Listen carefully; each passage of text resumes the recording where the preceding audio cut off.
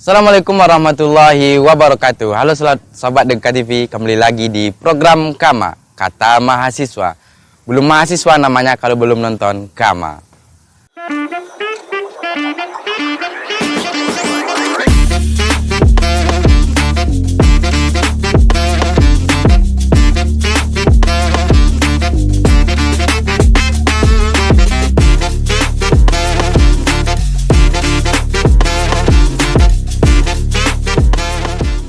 Nah, kali ini bersama saya Andika Putra, kita akan membahas persoalan politik yang pada saat sekarang ini sedang hangat-hangatnya. Dan kita akan membahas ada beberapa permasalahan yang ada di politik itu, terutama tentang money politik. Nah, untuk membahas money politik ini, kita sudah kedatangan salah seorang narasumber yang sangat-sangat kita nantikan. Beliau, untuk sejarah beliau pernah menempuh pendidikan di UIN Suskariau dengan jurusan ilmu hukum.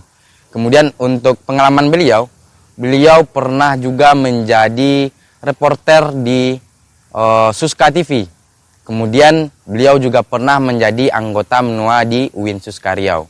Nah, langsung saja tanpa berlama-lama, nama beliau adalah Kakak Anissa Mayuni, SH. Nah, langsung saja kita sapa. Halo, Assalamualaikum Kak, selamat sore. Iya, selamat sore. Nah, jadi untuk awalan apa nih kegiatan Kakak hari-harian? Kalau untuk sekarang ini saya lagi ngelanjutin S2 di Universitas Andalas. Oh, berarti Kakak setelah dari UIN Suskariau lanjut ke UNAN gitu? Enggak, saya rehat dulu. Rehat dulu. 2 tahun. Selama 2 tahun Kak rehat.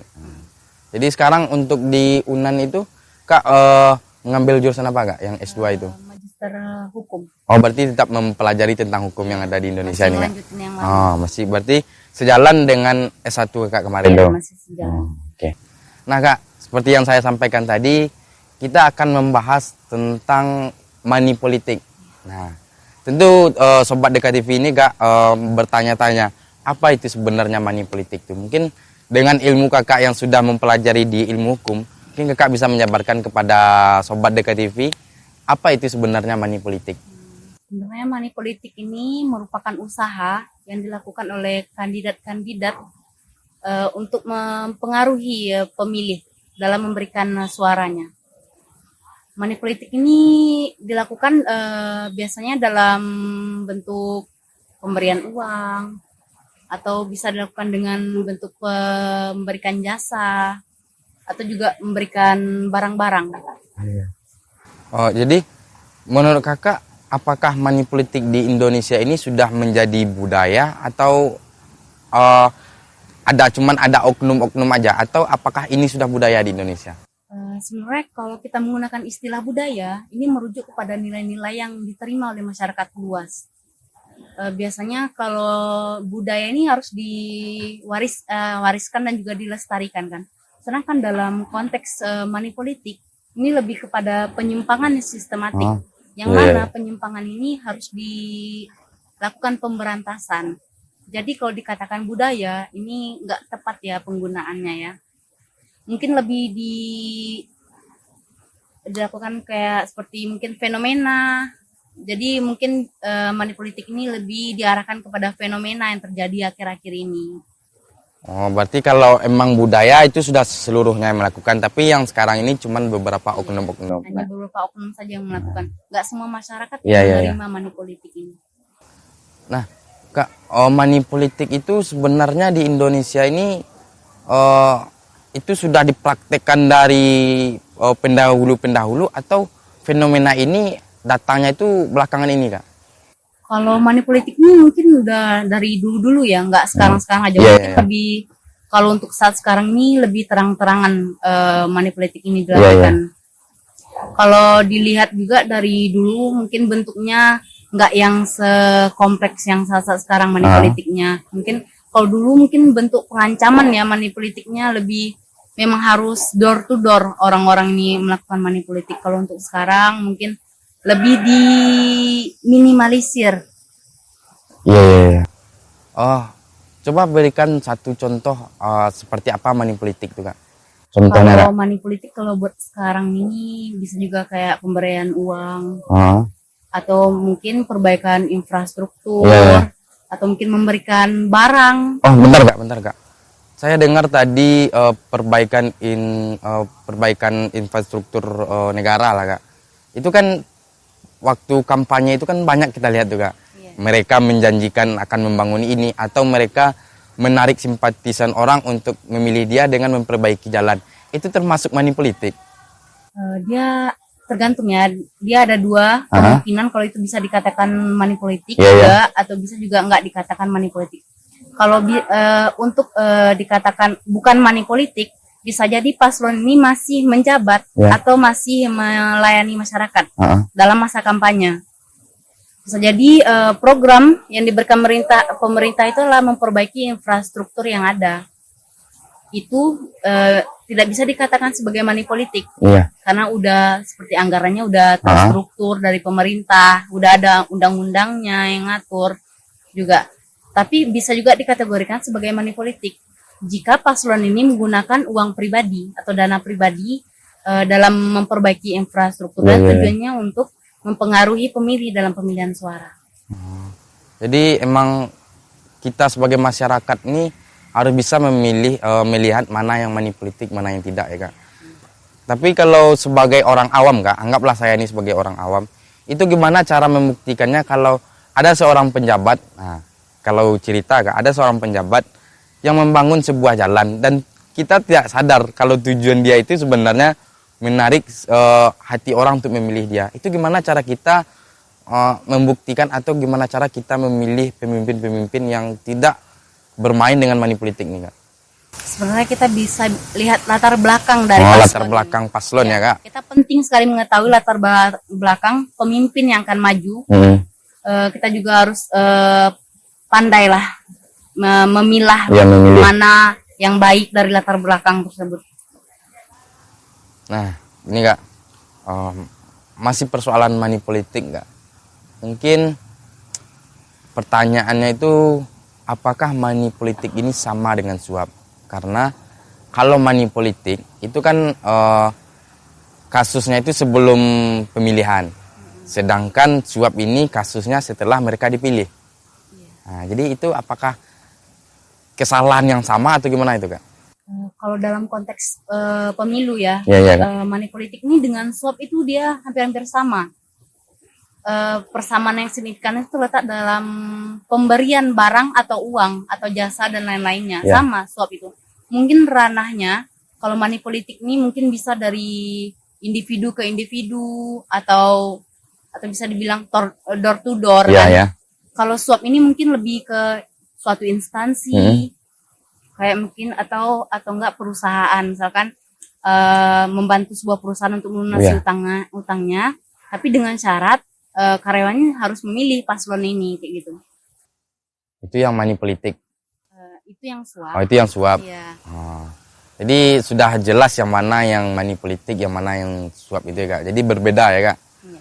Nah, kalau untuk money politik ini berpengaruh enggak kepada kepercayaan masyarakat terhadap politik itu Kak? Ini sangat berpengaruh ya, dampaknya negatif. Yang pertama bisa kita lihat dampak negatifnya itu menurunnya integritas pemimpin di mata masyarakat. Terus juga kayak mempengaruhi kepercayaan masyarakat kepada kredibilitasnya pemimpin. Atau juga ini menciptakan siklus korupsi ya. Oh, korupsi. Jadi udah ada tahap awalnya itu ya Kak? Iya, ada tahap awal untuk korupsi ya kalau yang dari money politik ini. Masyarakat cenderung kalau melihat pemimpin kalau udah naiknya ada money politik pasti mereka beranggapan kalau pemimpin ini udah nggak benar nih pasti naiknya. Kayak gitu. Nah jadi Kak, mungkin karena Kakak sudah menempuh pendidikan di ilmu hukum Kak, anggaplah sekarang saya ini mau mencalon sebagai seorang pemimpin Kak. Nah gimana caranya saya agar tidak bermain dengan money politik itu Kak? Upaya pencegahannya. Upaya pencegahannya Kak. Sebenarnya kalau pencegahan itu ya pada sebenarnya diri sendiri ya. Kan memang ada nggak integritas dari kepemimpinan itu ada nggak tulus nggak kita itu. menjabat, terus nggak kita mencalonkan diri sebagai atau pemimpin atau apa DPR kah atau yang lain kah gitu. Harus ada niat yang tulus dulu sebenarnya agar terhindar dari money politik. Tapi kalau kita sudah mempunyai niat yang tulus, tapi kalau ada pengaruh gimana tuh Kak? Pengaruh kan biasanya kalau di politik ini kan kita punya contoh, kita mau masuk sebuah partai, tentu kan ada yang namanya atasan-atasan. Kalau udah masuk di situ kan ada pengaruh-pengaruh dari atasan, pengaruh dari lingkungan, itu gimana cara menghadapinya lagi Kak? Sebenarnya tetap balik ke diri sendiri ya. Kalau misalkan pengaruh itu mungkin besar ya bagi karir dia, atau menolak secara halus juga bisa tentang money politik ini. Berarti benahi dulu diri kita sendiri ya Kak, sebelum masuk ke dalam ranah-ranah politik deh Kak. Nah, untuk mengatasi money politik ini Kak, itu sebenarnya apa peran Bawaslu untuk memberantas money politik ini Kak? Kalau dalam peran Bawaslu tuh dia ada 3. Yang pertama tuh dia sebagai pengawas ya. Pengawas. Iya. Peran Bawaslu tuh yang pertama itu dia harus wajib mengawasi daerah-daerah pemilu. Seperti juga kayak berkoordinasi dengan pengawas-pengawas lokal. Ya, terus upayanya juga perannya sebagai pencegah. Bawaslu ini bisa melakukan sosialisasi tentang anti money politik, juga tentang pokoknya pencegahan ini dilakukan. Sosialisasi ini bertujuan agar masyarakat tahu bahwa money politik ini berbahaya buat demokrasi. Tapi ini Kak, pertanyaan yang agak-agak melenceng dikit Kak. Ada enggak sih Bawaslu itu yang ikut bermain dengan penjabat-penjabat itu Kak, calon-calon penjabat itu? Ini agak agak sensitif dikit agak Kak. sensitif ya, tapi kalau yang kita lihat dari pengalaman juga masyarakat dulu udah bisa ngelihat dari media-media sosial. Kalau banyak sih yang Bawaslu ini yang kena pidana atau kena pelanggaran pemilu juga, mereka pasti ada yang kayak gitu. Mungkin Kak, ini kan sudah hampir akhir-akhir pembicaraan kita Kak. Mungkin bukan sebutkan ya, mungkin bisa Kakak berikan contoh satu kasus money politik yang sudah terjadi di Indonesia Kak. Kasus money politik ya, mungkin serangan Fajar ya. Ini serangan Fajar ya. Ini kan lagi ini nggak sih, masyarakat bahkan nunggu-nunggu nggak sih serangan Fajar ini. Mungkin kan serangan Fajar ini terjadi kan sebelum hari H pemilihan ya. Mungkin paginya mereka ke rumah-rumah atau ke tempat-tempat organisasi, mereka langsung memberikan nih uang nih, nanti tolong pilih ini ya. Itu bentuk dari money politik yang akhir-akhir ini lagi booming-boomingnya. Gini Kak, ada saya pernah dengar Kak, kata orang di sosial media, kata orang itu ambil uangnya, jangan pilih orangnya. Nah, itu sebenarnya kita yang ngambil uang tuh salah nggak kita Kak? Tapi Kak, kita nggak milih orangnya. Salah nggak? Uang itu jadi halal kah, haram kah, gimana jadi lanjutnya itu Kak? Dari awal saja, dari kita bilang money politik aja ini uangnya udah pasti haram. Udah pasti haram. Ya apalagi kita nggak milih. Ya, jadi konteksnya ini udah saling menipu ya. Iya. Dia juga menipu, kita juga menipu mereka. Tapi ini tergantung diri sendiri juga sih, balik ke diri sendiri. Oh, berarti sama kayak mencuci baju kotor pakai air keruh. Iya, tetap kotor. Iya, tetap kotor juga. Nah, ini Kak, apa faktor untuk penutup pembicaraan kita Kak? Apa faktor yang menyebabkan seringnya terjadi money politik ini Kak? Kalau kita lihat ya, faktor utamanya itu kemiskinan ya mungkin ya. Masyarakat ini nungguin money politik ini. Kalau setiap dalam pemilu mereka bakal nungguin sembako yang datang. Itulah kemiskinan yang pertama kali. Juga yang kedua tuh sosial mungkin ya. Masyarakat ini menganggap kalau money politik ini hal yang biasa terjadi. Malahan masyarakat yang sebelumnya nggak ikut campur dalam hal-hal politik, tapi karena nggak ada pendidikan yang bagus atau pengetahuan yang bagus dari politik, mereka juga ikut terjun dalam money politik. Jadi apa saja bentuk-bentuk money politik itu Kak? Ya, seperti yang saya bilang tadi, bentuknya tuh bisa jadi seperti uang atau barang, atau barang ini berupa mungkin sembako juga ada, atau juga seperti bantuan pelunasan hutang.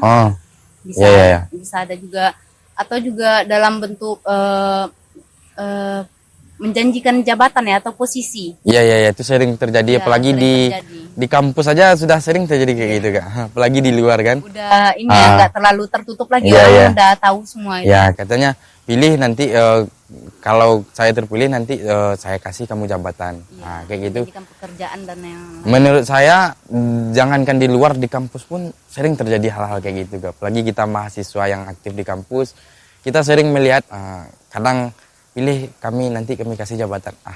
Itu sering terjadi. Jadi itulah mainan para penjabat ya kak. Nah ini kak, sebelum kita tutup mungkin kami minta pesan terakhir dari kakak. Mungkin ada sobat-sobat DKTV yang ingin menjadi penjabat nantinya. Amin. Semoga ada dari sobat DKTV yang jadi pemimpin yang hebat nanti kak. Nah jadi kami minta pesan kepada kakak untuk menjadi sebelum menjadi pemimpin yang baik itu apa caranya itu kak? kalau ingin jadi pemimpin yang baik itu yang pertama kali ya yang dipegang tuh kepercayaan masyarakat. Jadi buat para calon-calon pejabat, calon-calon gubernur, calon apa dan lain-lain harus punya kepercayaan dari masyarakat dulu untuk jadi pemimpin. Yang terus mungkin tulus ya, harus tulus menjabat agar masyarakat ini senang kepada kepemimpinan kita. Mungkin itu aja. Nah, terima kasih Kak. Mungkin karena terbatasnya waktu di program Kama ini Kak, mungkin kita nanti setelah program ini kita bisa melanjutkan diskusi yang lebih panjang lagi Kak. Nah, untuk Sobat DKTV, segitu dulu perbincangan kita dengan narasumber hebat kita. Dapat kita ambil kesimpulan, jangan pernah bermain money politik, apalagi dengan statement ambil uangnya, jangan pilih orangnya. Itu sama saja kita nipu sama menipu. Nah, kita sama-sama menipu orang, dia menipu kita menipu dia. Untuk itu jangan pernah bermain money politik. Saya Andika Putra dan segenap kru yang bertugas pamit undur diri. Assalamualaikum warahmatullahi wabarakatuh.